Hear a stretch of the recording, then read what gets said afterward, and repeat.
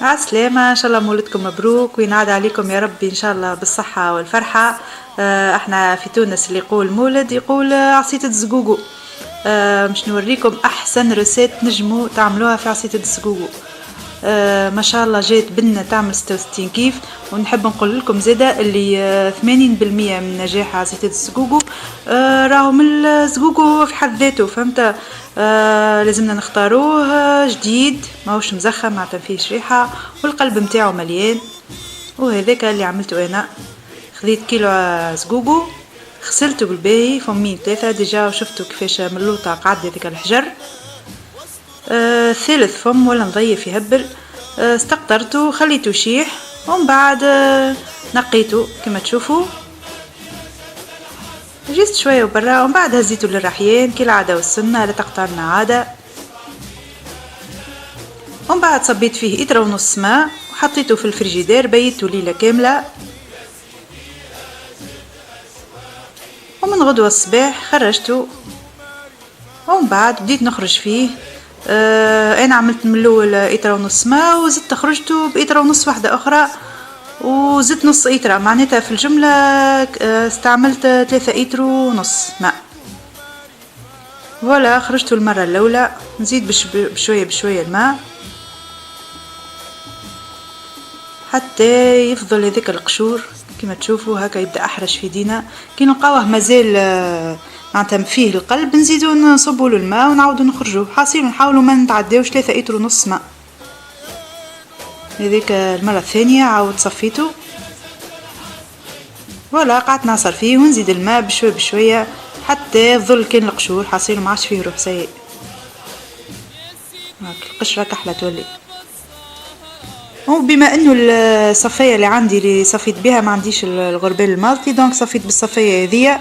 هي واسعه شويه دونك عاودت عملته مره اخرى صبيته مره اخرى باش نحي منه هذيك القشره. اما تفضل لي شويه مثالش راهو فما شكون يحبها هكاك محبه تجي. ولا هذاك نحيته خليته على جنب. وهذا اللي تحصلت عليه. زدت تقريبا 700 غرام فرينه ولا غربلتها باش تتحلي فيسع فيسع.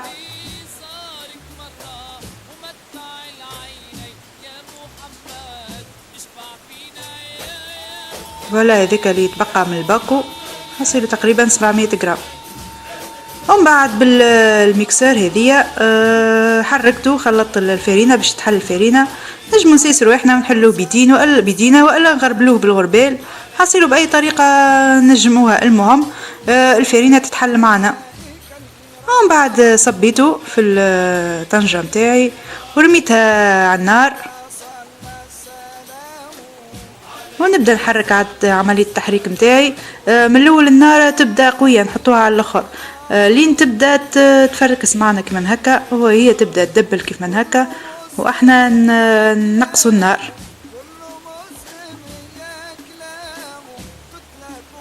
تبدا تعمل في التكتلات هيك واحنا نقصوا النار متاعنا ولا كيما هكا. ما نخافوش منها راهي تيبس وتبدا تعمل تبل كيما هكا ما عادي ما نخافوش منها. وما نزيدوهاش الماء ما نغلطوش الغلطه هذه ما نزيدوهاش الماء نسيسوها حتى تتحل بالطريقه هذه. شفتوا ما قعدتش حتى 10 دقائق وتحلت. كيفاش نعرفوها بدات الطيب ولا تبدا تبقبق كيف من هكا؟ انا استعملت زدتها 800 غرام سكر. الحق الحلاوه جات معدله لا حلوه برشا ولا هي ماسطه.